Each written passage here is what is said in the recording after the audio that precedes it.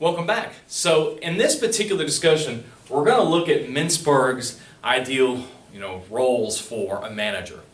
Now, all managers do all these functions. It's just the level that they do them at. Okay. So as you remember in the previous video, we talked about top managers, executives, whatnot. The higher you are in the organization, the more interaction you have with those outside the organization.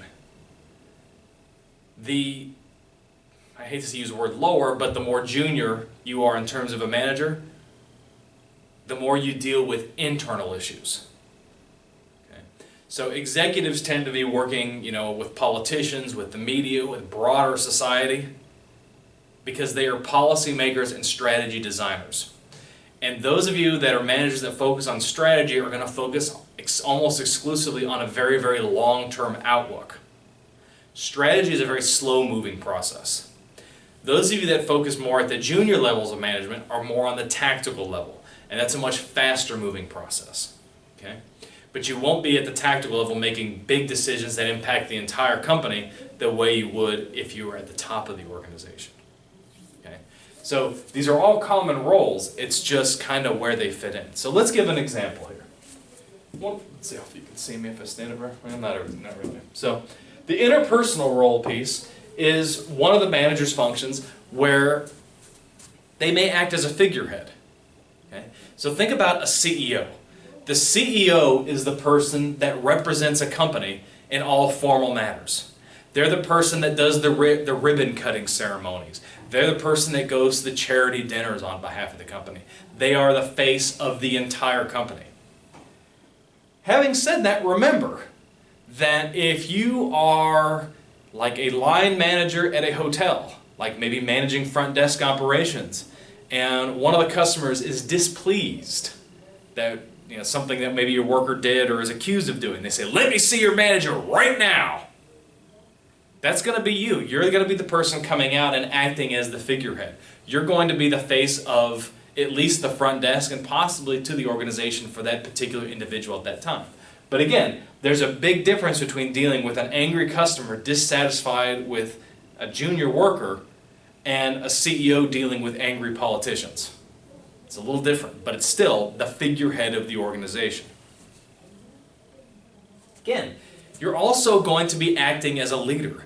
You're going to be focusing on bringing people together across different divisions of an organization, but also within your own team. So for example, a CEO will be focused on making sure that there is effective coordination between his line staff, i.e. his regular managers that I showed in the previous video, and his functional staff.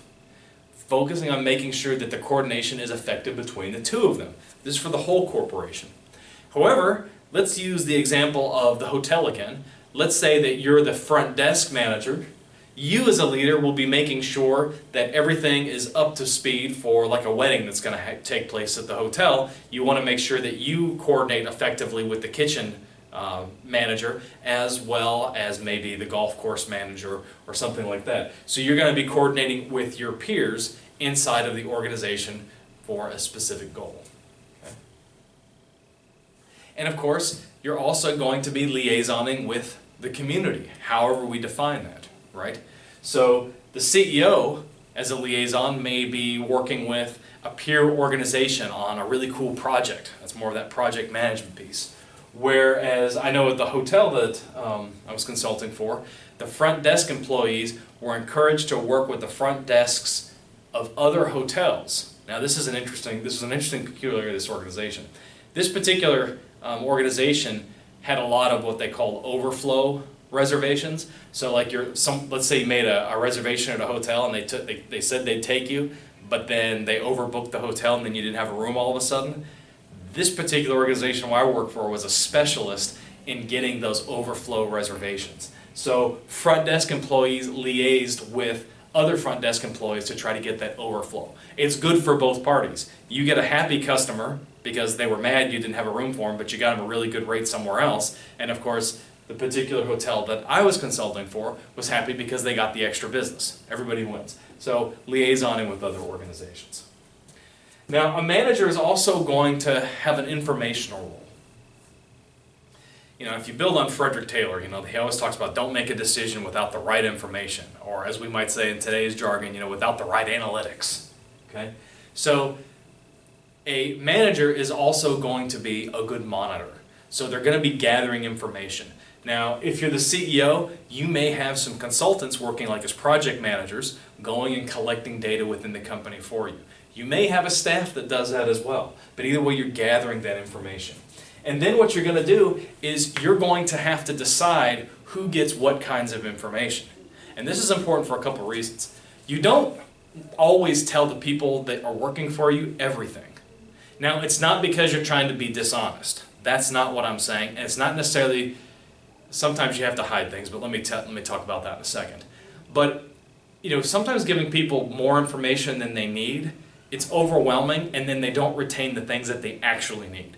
So your role as a leader, let's say you're working for this hotel chain again, as the general manager for a particular location would say, okay, I'm going to tell the kitchen staff everything that they need to know for a particular, banquet that's coming up, but I'm not really going to tell the people on the golf course that because I don't anticipate a lot of guests from the banquet going to the golf course. Again, it's not lying. But why does the golf course need to know that? Because if you over-bombard them with information, when you really do need the golf course to actually check up on something, they're not going to check it. And I'll tell you, in the post-COVID world with the emails, my previous job, I was getting 400 emails a day. People tell you all sorts of stuff that you don't need to know about and you don't care about. And so what happens is when you actually need to respond to something, you don't see it because you've got all these other emails. So that disseminator role is really important, being able to pick which information needs to go to which people. And you also have to be a good spokesperson for the organization. You as a manager, especially like if you're going to be in the younger demographic, like under 40, maybe you represent your organization at Chamber of Commerce functions. That's something that junior managers do a lot. Maybe you wind up representing your organization to a peer organization at a conference. You still have to be able to effectively articulate and represent the interests of your particular corporation effectively. Okay. There's also the decisional piece. We'll talk more about entrepreneurship and entrepreneurs as managers later in this playlist, but you've got to remember, every leader needs to be an entrepreneur to some extent. You have to be an innovator. You have to recognize that when something is not going very well, you need to be able to figure out why it's not going well and how to change it. Okay? You have to, any organization that's not moving, changing, evolving is a dead organization. It's the entrepreneurial manager that knows how to manage that change. You've got to be the disturbance handler. Okay? Every organization is going to have a crisis of some kind, right? We'll talk more about this in the Jack in the Box case a little bit later in this course. But when Jack in the Box had people getting sick and dying from all sorts of diseases in the food, it was up to the CEO to figure out what to do in that particular disturbance and how to make sure it didn't happen again. Okay? Or you, in your first day on the job, may be in a situation where you deal with that angry customer. You deal with other kinds of crises like COVID. This is something that a manager's got to be good at. You've also got to be a good resource allocator.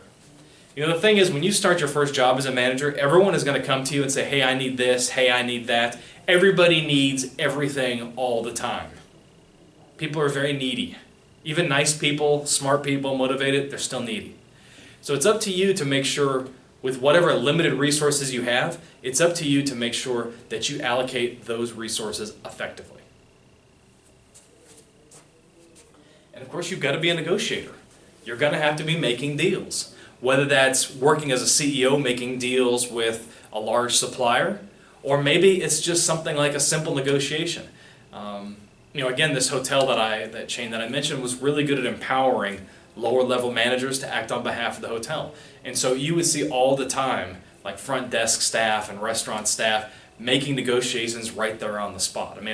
I'll never forget one time someone was at their golf course at one of their locations and he was saying, well, I've golfed a pretty good day and I'd like to maybe get a few more rounds of golf. And they said, well, how much golf do you want? Well, it's not, 8 or 9 holes. I forgot how many. I don't play golf, obviously. It was 8 or 9 holes, and they said, well, I'd like to play like 10 times, 8 or 9 holes on the course. And he said, can I get a discount on that? And they started negotiating. And kind of in an unorthodox way, an agreement was reached. And so they got the money from the guy playing 10 more times, and of course he got a discount. So even as a lower level golf course manager, this person had the power to negotiate on behalf of the organization. So these are all very, very different ways of looking at, or different components of your role as a manager. Now, very, very few managers are experts at all of these. We all have different, talents, personalities. Some people are really detail-oriented, and they're really good at gathering data and really good at disseminating it to the right people. Some people are going to be really good at mathematical models that help that information make sense. Sometimes those kinds of leaders are maybe less capable as a spokesperson or a figurehead. And that's okay. There are some people who can't do math at all, but they can sell anything. They can negotiate, right? They can make tough decisions under pressure, whereas maybe somebody with a different skill set, like an entrepreneur, may be less good at that. Okay? Try to be at least familiar with all of these as you start developing your own managerial style, which is what we're going to talk about in actually the next 8 videos. We've got 8 different videos looking at different styles of management that we'll talk about. So as always, if you're one of my students, make sure you put your comment on one thing you learned down below and sign it. And give me that thumbs up if you enjoyed this video, and definitely hit that subscribe button. Looking forward to seeing you next time.